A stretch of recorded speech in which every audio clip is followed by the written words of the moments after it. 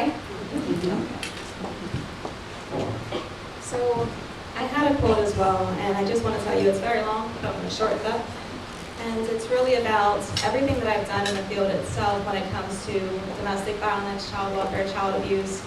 It's all come full circle to say, what can we do as a community? What can we do together to be able to plant those seeds to prevent domestic violence and any violence from happening, right? And they always say it takes a village. And that's why we're all here, right, to begin with. So as we go through the presentation, you'll learn more about domestic violence. Do you mind? You'll learn more about domestic violence as well as different things that we're doing within the community itself. So if you know anyone who needs assistance or any service support, please feel free to reach out to our 24-hour hotline. Here's our agenda, some things that we're going to go over here, and some pictures from some of our events and community partners. And we've got our infamous Miss Sandy at the bottom over there. And in the top corner, we've got Billy, our comfort dog. Elevation Church in the bottom, like I said, our community does a really great job of supporting us and those we serve, so thank you all so much.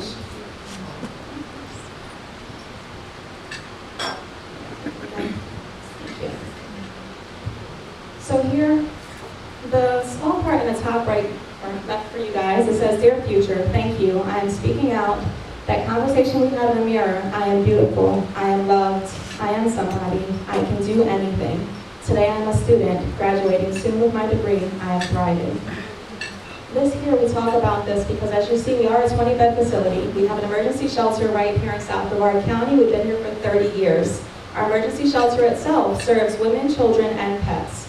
However, we do serve all survivors of domestic violence with our outreach services as well, and making sure that everyone has a safe place, whether it's with us, with a sister shelter, or anywhere else that they need to, even at relocating them, wherever that is. So with this, that message at the top, we have so many services. You're going to hear more about them. But when it comes to education, employment, any way to help that person thrive, because that's what they were told. There were none of that. But they're absolutely so much more.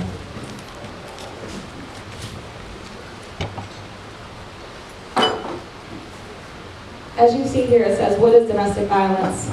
And if you can read through this screen here, but I'm going to tell you a little bit about that as well. It's just that a lot of times someone thinks that it's just what you see in the movies, that it has to be a bruise, that it has to be physical. Just because someone gets arrested because it's something physical, that doesn't mean that nothing else is happening. Domestic violence is the worst, best kept secret. And there's so much fear that you can instill in someone without ever even putting a finger on them.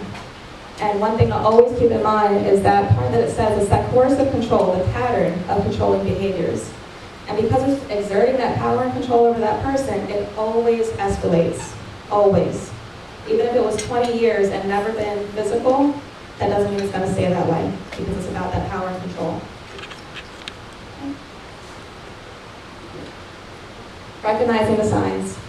Some signs on here may not seem so obvious because they're not that bruise, right? Sleep disturbances, unexplained bruises, unwanted pregnancies. Oftentimes the survivors that we serve have children back to back to back. And it doesn't mean that they don't love their children. It just means that it was pushed upon them. Whether it's a male survivor, a female survivor, or anyone in the LGBTQIA community. No means no, and that's it.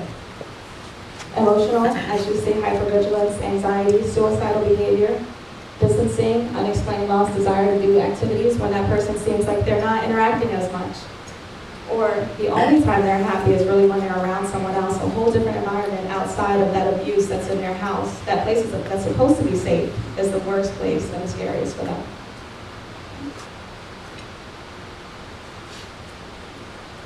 It says we are here to help. Our emergency services, as you see, it's 24 hours. Our hotline advocates are in shelter directly. So not only does the survivors and the families that are in shelter have someone that they can go to any time at night. If they can't sleep at 3 in the morning, they can go right to the advocate office and have that person to sit there and speak with and have crisis counseling with. Someone to just listen to them that's not going to judge them. That same advocate there is the same one answering your call if you call the hotline. You can also text it, as well as TTY for anyone who's still using the deaf and hard of hearing services. Some don't use the TTY machine itself, but we actually still use all interpreter services, any language, absolutely everything.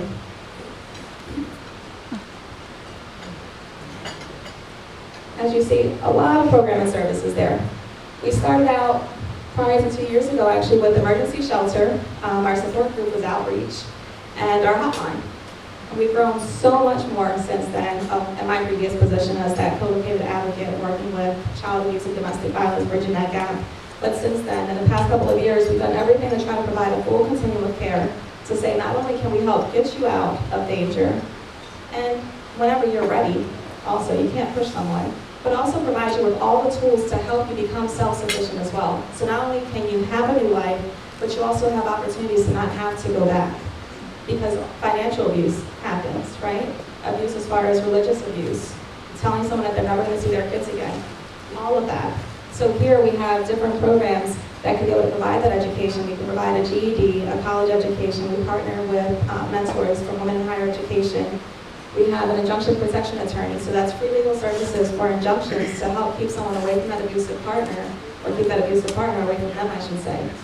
And that injunction for a protection attorney, all of our services are at no cost. It's just about being a survivor. And that attorney serves 4 out of 5 of the injunctions in Brevard County, and she does the entire Brevard County. So you don't have to be in our shelter just to get our services. And on the right side, you've got some of the things that we talked about already, but including primary prevention. I say that because at the beginning I said about planting those seeds, right? Preventing that violence from ever happening. So we even go into the schools and speak with the kiddos and work with them from kindergarten and up.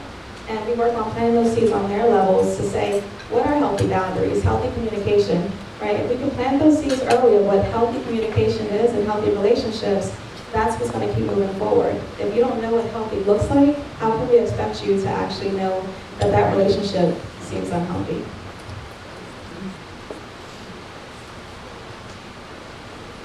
Our future growth. So as you see, we have Ms. Nadine Cavalier here.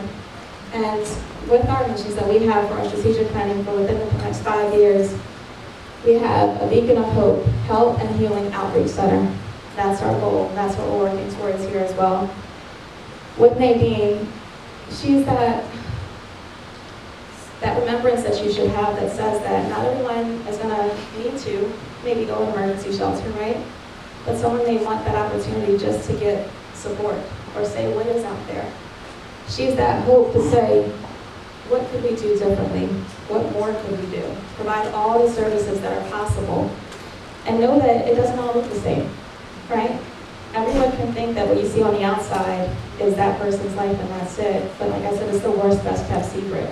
So if we can have an outreach building in the community, especially in honor of Nadine, with those words of hope and help, and that beacon of light that's there, it's just a place that I can just walk into and get information so that we don't have to go down that road again. There's countless lives that we lose within the community just to domestic violence that we want to be able to try to save. So I've heard a lot of great things, and I've got to at least meet some of Nadine's family as well. So the video that she showed earlier, I was able to see a lot of her bling in some of the pictures, and her parents, her mom, and so thank you all for being a part of her life, and I also thank you for allowing her to be a part of ours that we're going to share with the community to try to save more lives. Says you can join and support our mission as well when it comes to casino night. It's actually this upcoming weekend. So on Saturday, if you haven't gotten tickets already, you're more than welcome to come on out. Everything that we do is providing for the survivors of domestic violence. Heroes Helping Heroes, that's our male initiatives. It's a play on words of he helping her. As I said, building those seeds and saying that it's not just a female issue. It's everyone. Domestic violence does not discriminate. We cannot either. It affects absolutely everyone. And our chipping in about domestic violence tournament as well. And different ways to reach us on social media. Well, thank you all very much.